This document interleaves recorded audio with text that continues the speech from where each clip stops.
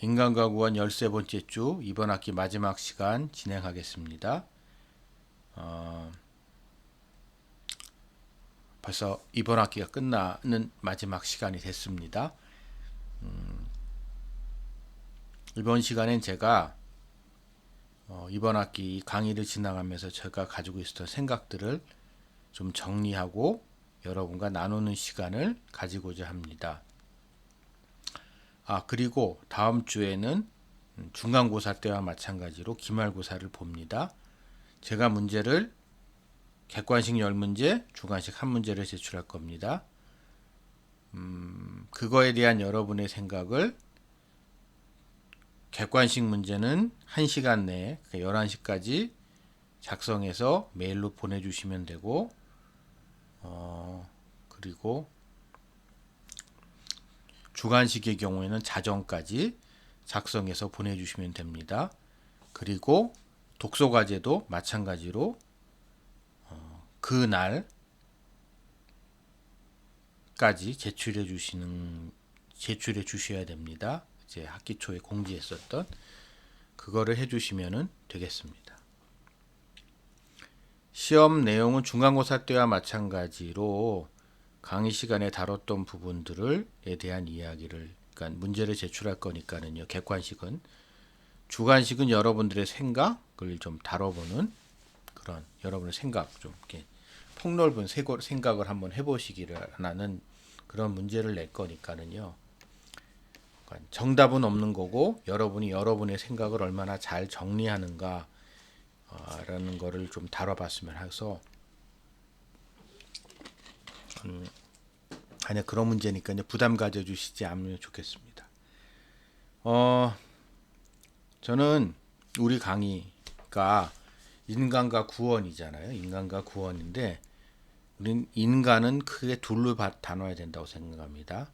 한 사람으로서의 인, 그 다음에 관계 속에 존재하는 인간, 이 둘을 좀 구분해서 생각해 볼 필요가 있다라고 생각을 합니다. 그래서 먼저 사람에 대한 이야기를 좀 나누고자 합니다. 자, 우리는 사람이 여러분 사람의 주체라고 생각하십니까? 객체라고 생각하십니까? 그러니까 주인이라는 건, 주체라는 건 한마디로 내가 내 인생의 주인공? 그러니까 주인공이라는 개념이죠. 그리고 객체라는 것은 나는 이 세상이 있고 그냥 세상에 던져진 존재고 한나의 점일 뿐이고 그냥 일종의 세상이라는 큰 무대 속에 하나의 그냥 엑스트라 내지는 조연 하다 그런 존재라는 거죠.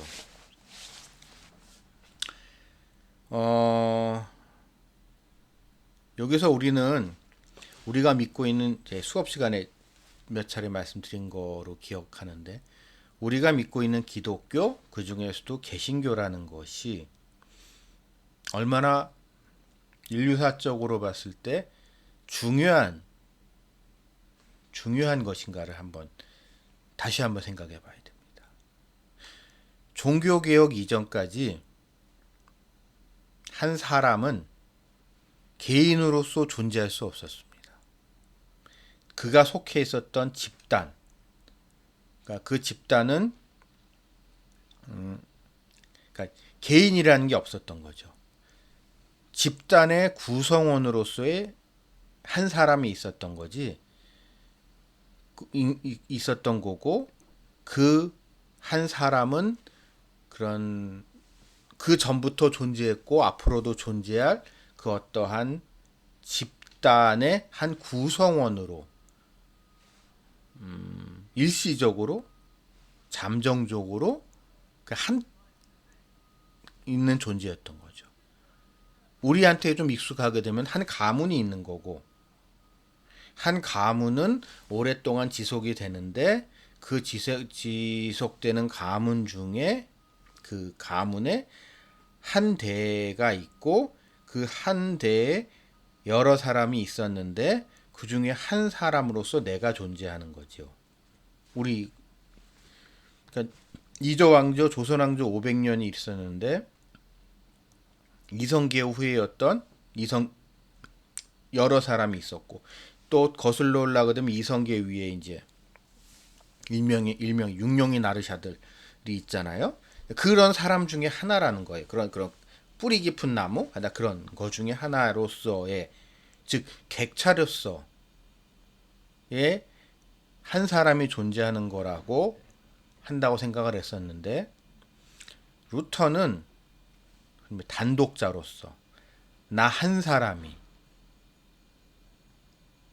한 영혼에게 있어서 가장 중요한 심판의 순간에 홀로 서 있는 인간을 발견한 겁니다.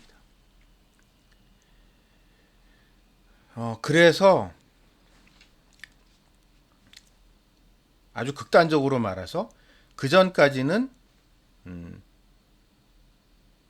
나는 교회 구성원인 나는 내가 교회를 다니기 때문에 교회 구성원의 한 사람이기 때문에 그 구성원의 한 사람으로서 하나님 앞에 섰다면 이제 나는 나로 하나님 앞에 서는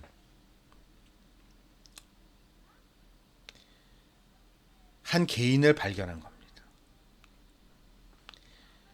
그러니까 좀 이제 비유가 좀 적당한지는 모르겠지만 그 전에는 나는 고민할 필요가 없어요. 그냥 교회에서 하라고 하면 돼요. 교회에서 이걸 하라 그러면 이걸 하고 저걸 하라 그러면 저걸 하면 다예요. 나의 신앙이라는 건 나라는 존재는 없기 때문에 좀 예를 들어서 좀 설명을 좀 드릴게요. 좀 예입니다. 좀 극단적인 예니까 여러분의 이해를 돕기 위해서 루터의 종교개혁 이전에는 내가 예를 들어서 사람을 죽였어요. 사람을 죽였는데 교회에서 죽이라고 해서 그 사람을 죽였어요.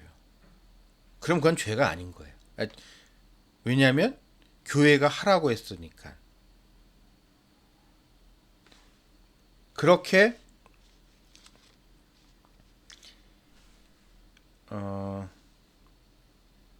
개인은 교회 구성원의 한 사람일 뿐이었고 한 사람은 구성원 중에 하나였을 뿐이고 그러니까 그러한 철저한 한 개인과 그가 속해 있는 그런 교회 아니면 가문 아니면 어떠한 부족, 종족, 국가와의 그런 수직적인 내지는 종속적인 관계 속에서 있었기 때문에 인간에게 근본적으로 인간의 자발성이라는 것은 있을 수가 없었는데 그러니까 내가 믿는다는 건 내가 믿는다고 한들 그것은 그냥 나의 개인적인 아직 검증되지 않은 객관적으로 검증되지 않은 어떠한 좀 위험한 불안한 그런 착각일 수 있었던 겁니다. 그랬던 것이 자발적으로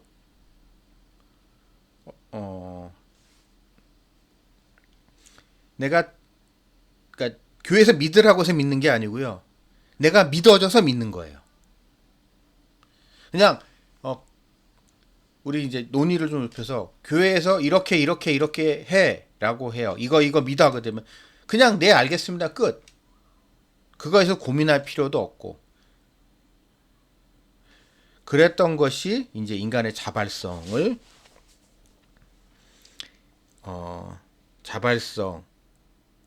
강조되면서 네가 정말 믿느냐 네가 누가 시켜서가 아니라 네가 네 인생의 주인인 너가 정말 그걸 믿느냐는 것을 묻는 세상이 온 겁니다. 이런 한 사람 한 사람이 있고 그러한 한 사람 한 사람들이 서로 관계를 맺으면서 서로 영향을 미치면서 인간, 관계로서의 인간이 형성하는 거고, 그러한 인간들이 모여서 사회가 형성이 되는 거죠.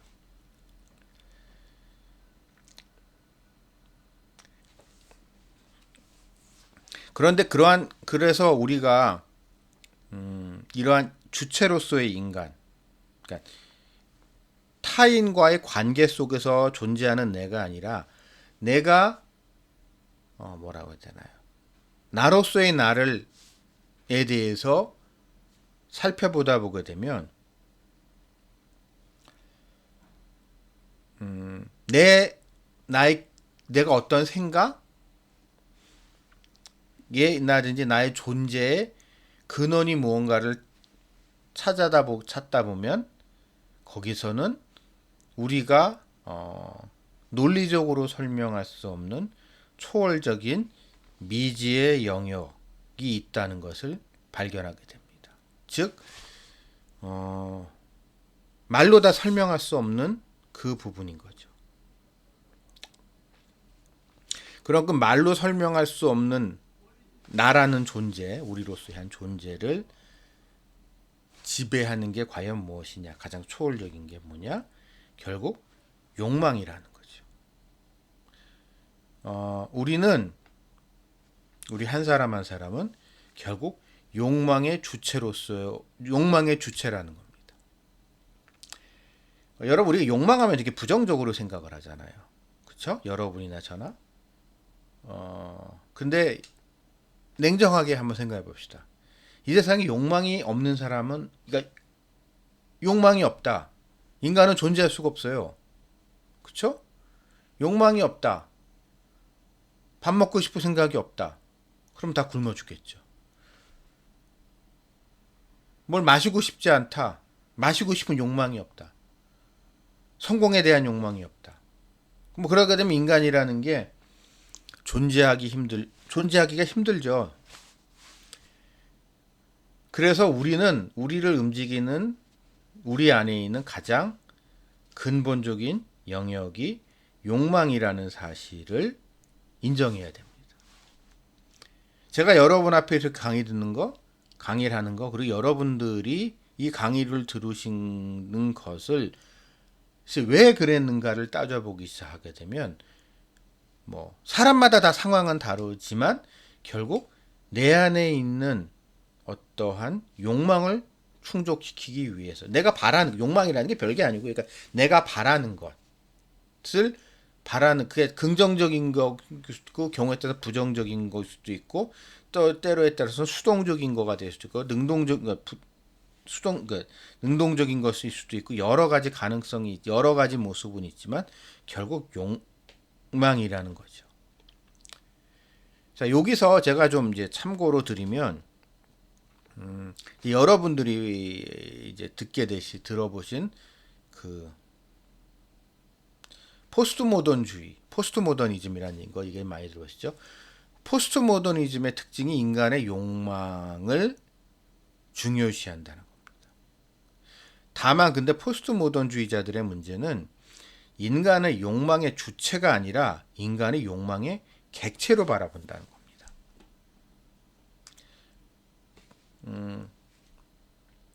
그래서 그러나 이제 그러기 때문에 포스트모던주의자들은 인간은 주체가 아니라 객체이기 때문에, 그것도 욕망을 따르는, 욕망에 의해서 지배되는, 그러니까 욕망의 주체라는 것은 내가 나의 욕망을 지배할 가능성이 남겨 있는 거지만, 욕망의 객체라는 것은 내가 나의 욕망의 지배를 받을 수밖에 없는 그러한 존재라는 거거든요. 그래서 이제 좀 포스트모던주의자들이 되게 흥미롭지만 결국 위험하고 무책임한 방향으로 흘러가는 경우가 많습니다. 우리가 무언가 이제 생각하는 거, 이성적으로 사고하는 것은 많은 경우에 어떠한 나의 욕망을 합리화하기 시작하기 위해서 어떠한 변명거리로 나의 이성을 이용하는 경우가 많고, 반면에 우리의 감성, 우리의 마음은 우리의 욕망을 이렇게 욕망에 대해서 일종의 말하고 해야 되나요? 면피하기 위해서, 책임을 피하기 위해서 사용되는 그러한 좀 경향이 분명히 있습니다.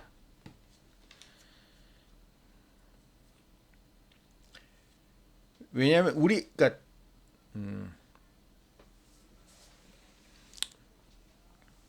뭐 예를 들어서 우리가 여러분들은 안 그러시겠지만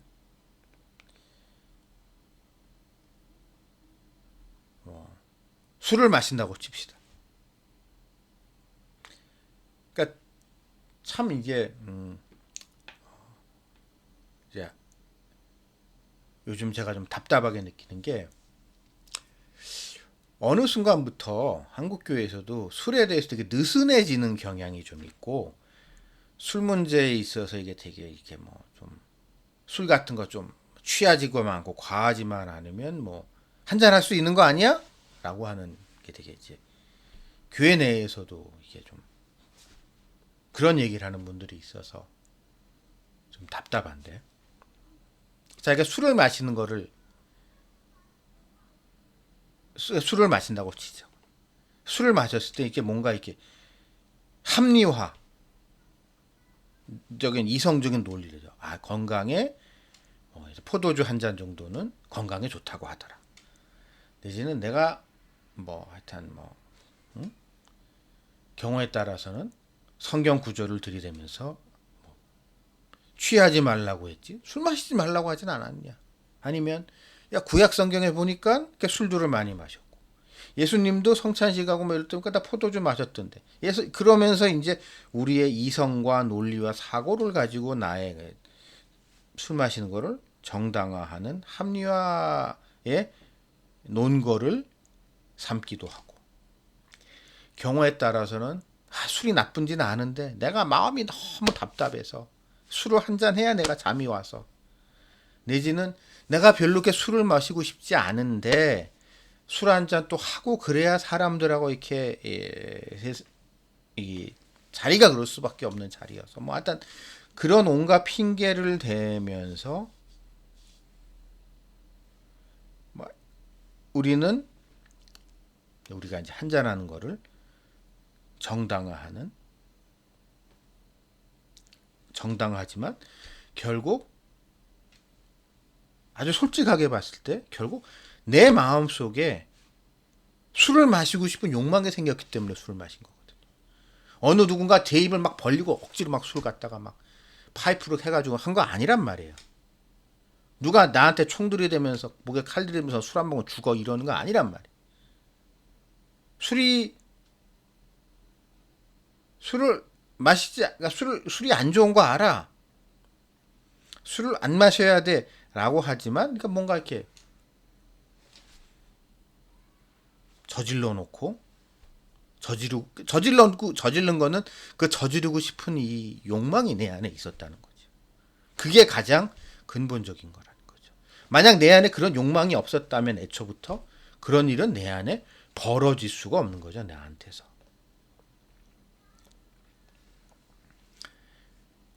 그래서 우리는 우리 안에 이러한 욕망이 어떻게 생겨나고 어떻게 발전하고 성장하고 그것이 우리 삶에서 어떻게 실현되는지를 좀 따져봐야 됩니다. 그러면 욕망이라는 게 어떻게 뭐냐, 욕망이라는 게 어떻게 만들어지냐를 보다 보면 분명히 선천적인 부분과 후천적인 부분이 나눠집니다. 저도 이게 여러분 이게 신학을 공부하시는 분들, 그러니까 뇌과학에서 하는 얘기지만 종교적인 부분이라고 해야 되나요? 그러니까 이런 형이상학적이고 종교적이고 이런 부분을 다루는 거는 뇌의 전두엽의 어디라 그러더라고요. 뇌 쪽에서도 뒤가 아니고 옆이 아니고 속이 아니라 이 앞에 있는 전두엽의 어느 부분에서 이런 종교적인 부분이라든지 이런 걸 주로 다룬다고 합니다.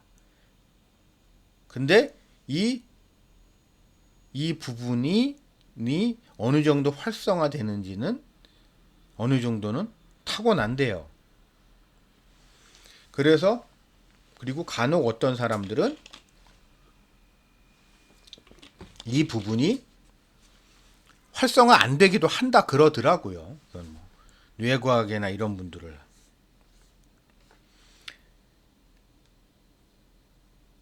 그래서 이 뭐라고 표현을 해야 되나요? 하여튼 이 뇌과학이 이렇게 우리의 욕망에는 뭐 하여튼 선천적인 부분과 후천적인 부분이 있고 이 둘이 서로 상호작용을 하지 않나 싶습니다. 조금 말이 조심스럽지만 이 부분은 뭐 우리가 이제 여러분이나 저나 우리 다 학교에서 만났으니까.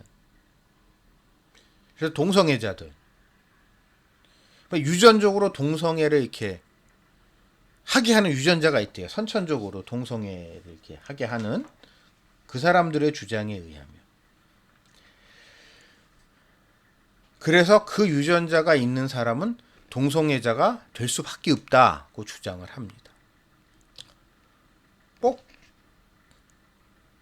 근데 제가 그 얘기를 들을 때 그런데 그 유전자가 뭐 사람들 중에 몇 퍼센트 정도 그 유전자를 가지고 있고 그래서 사람들 중에 몇 퍼센트는 꼭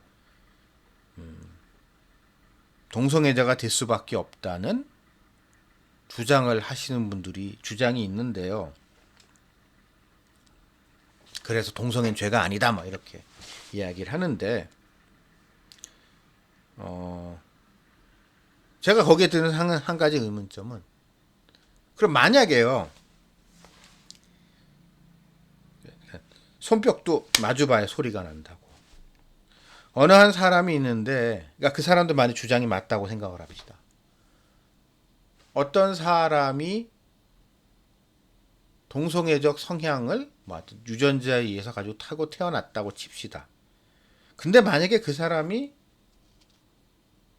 뭐 조그만 시골 동네에서 태어났다든가 해서 주변에 있는 사람의 숫자가 그렇게 제한적이었는데 그 주변 사람들 중엔 그 사람과 같은 그 유전자가 가진 사람이 한 명도 없어.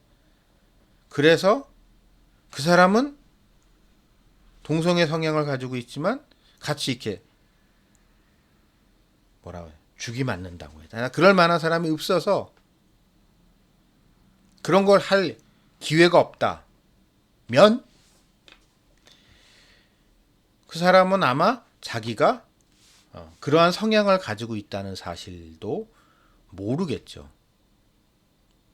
그래서 뭐 요즘도 그 짓 하나 모르겠지만 옛날에 그래서 한동안 이제 그쪽 애들이 잘하던 짓거리들 중에 하나가 자기가 이제 보기에 자기 친구나 주변에 자기가 마음에 드는 사람이 있으면 몰래 불러내서 야, 그건 부끄러운 게 아니야.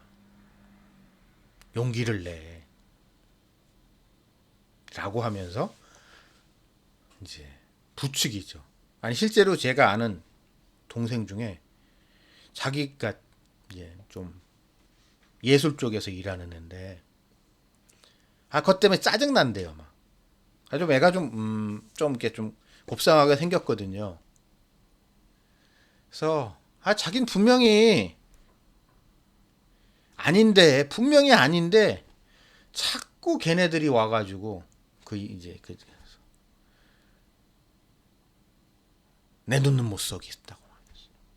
나도 처음에는 그랬어 하면서 짜증나 죽겠다고.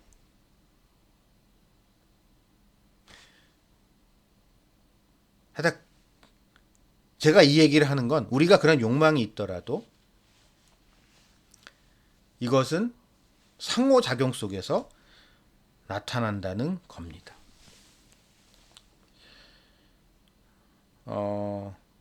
그래서 이제 얘기를 좀 줄여서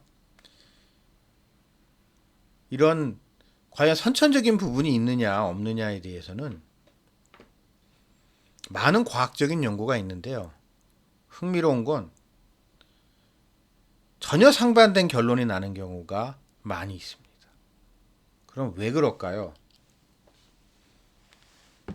제가 뭐 강의 시간에 그러니까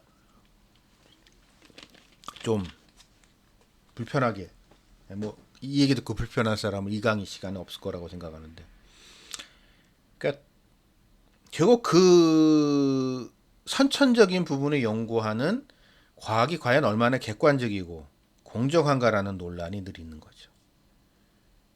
여러분 동성애자들이 이렇게 나 퀴어 운동하는 사람들이 이렇게 세잖아요. 그거는 한편으로는요 돈이 많아서입니다. 그러니까 그런 거 관련돼서 이제 연구를 한다든지 그러면은 걔네들이 화끈하게 밀어주거든요.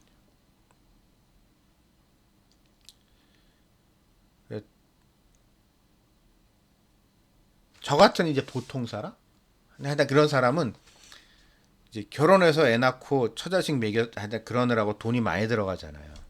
근데 이제 그런 양반들은 이제 돈 쓸 일이 없잖아요.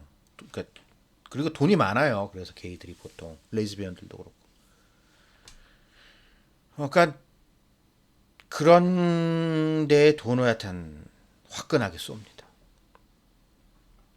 그래서 받아 먹은 게 있으니까 그런 사람들의 입맛에 맞는 연구 결과를 낼 수밖에 없는 거죠. 그래서 설사 그게 조금 하다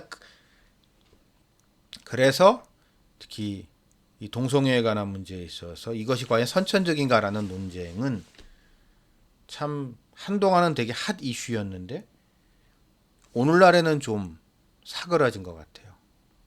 그러니까 전 그 인간들이 참 싫은 게 옛날에는 이건 선천적인 거여서 어쩔 수 없다고 막 그랬거든요. 한 20년 전쯤에는. 그래서 이제 그래 뭐 선천적인 거니까 어쩔 수 없는 거지 뭐라고 하면서 이제 좀 봐주니까 이제 그 선천적이라는 얘기 잘 안 해요. 그러면서 뭐 자기네들이 스트레이트들은 자기네들이 이해 못한대요. 너희들은 우리 이해할 수 없어. 논리적이고 합리적인 사고를 그러니까 처음에 자기네가 과학적으로 하는데 그런 자기 모순적인 행동을 이제 그쪽 사람들은 하고 있죠. 그러나 저는 단호하게 이야기하고 싶은 게 우리는 주체거든요. 그러한 가능성이 우리한테는 있죠. 그러니까 우리 모두 다 죄를 저지를 가능성이 있습니다. 여러분이나 저나 모두 다 사람 죽일 수 있어요. 이 중에 사람 죽일 수 없는 사람 한 분도 안 계실게요. 다만 사람을 우리는 못 죽이는 거죠. 내한테 칼이 있고 총이 있고 내가 그런 가능성은 우리한테 다 있습니다. 그러나 우리는 사람을 몰라 이 강의 들으시는 분 중에 사람 죽여본 적이 없으실 거라고 생각을 하는데 우리는 사람을 죽이는 살인을 하지는 않았습니다. 그러나 우리 안에는 그런 살인 본능 같은 것도 그런 아주 어두운 욕망이 한편으로 우리한테 우리 마음 한구석에 숨겨져 있는 거죠. 근데 이 숨겨져 있던 욕망이 어떠한 외부의 다른 사람들의 그런 욕망과 부딪혔을 때 이게 주입됐을 때 이것이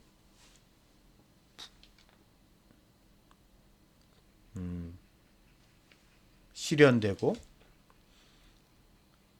큰 죄를 저지를 수 있죠. 예를 들어서 대량 학살 사건, 인종 청소 사건을 했던 사람들을 보게 되면 물론 그 일을 저지른 사람들이 나쁜 놈들이긴 한데요. 그러니까 그 인종, 그러니까 그 인종 내지는 자기와 다른 쪽 사람들에 대한 어떤 안 좋은 마음이 증오심, 편견 내지는 어떤 부정적인 마음이 있었는데 그것이 어느 순간에 외부적 상황에 의해서 탁 들어왔을 때 어저께까지는 너무 멀쩡했던 그 사람이 무자비한 살육자로 도살자로 변하는 모습을 보면서 인간의 잔인함에 대해서 참 우리 깊은 고민을 하게 되지만 다른 한편으로는 그 순간에도 안 그런 사람도 분명히 있거든요. 똑같은 상황 속에서.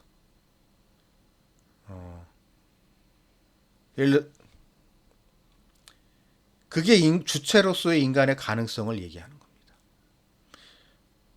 나치 독일 아래에서 그러니까 원래 유대인들을 싫어하는 독일 사람들이 많았죠. 독일 사람들만 싫어하나요? 유럽의 백인들은 유럽 사람들은 유대인들을 싫어했습니다. 유대인을 싫어한다는 그런 생각, 그런 반유대주의적 감정, 그러니까 이거에 대한 욕망은 다 잠재적으로 많은 유럽 사람들이 가지고 있던 거예요.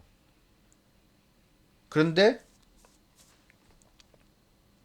2차 세계대전 때 그런 욕망이 있으니까 그것에 호소하는 정치 세력들이 등장했고 히틀러만 그런 거 아닙니다, 여러분. 히틀러 말고도 다른 많은 정치 집단들이 반유태주의를 내세웠었어요.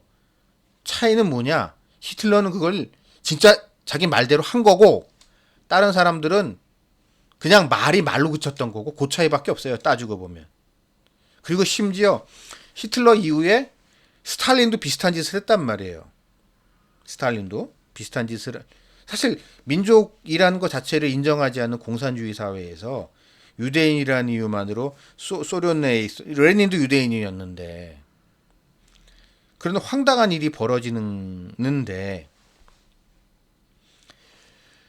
하여튼 그런 와중 속에서 거기에 많은 사람들은 반유대주의에 참가를 하고 유대인 학살에 직간접적으로 동조를 했지만 거기에 그걸 거부한 사람들도 분명히 많이 분명히 있었거든요. 그럼 그 사람들이 과연 유대인을 좋아해서 그랬냐? 유대인에 대한 이제 유대인을 사랑해서 그랬냐? 그것도 아니에요. 그 사람이 주체였기 때문에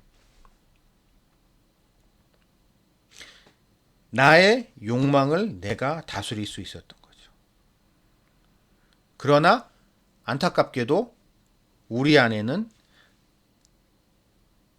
자꾸 다른 사람의 목소리가 들어오고 그 목소리가 내 목소리로 자꾸 바뀌어갑니다. 그래서 그게 여러분과 저를 자꾸 지배하려고 듭니다. 전 그게 사람이라고 생각을 해요.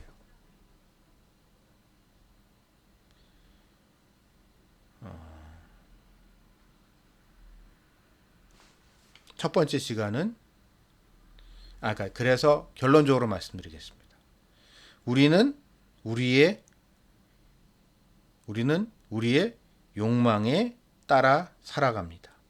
그런데 나의 욕망은 어쩌면 나의 욕망이 아니고 다른 사람들에 의하여서 만들어진 욕망일 수 있다는 점을 한번 생각해 보고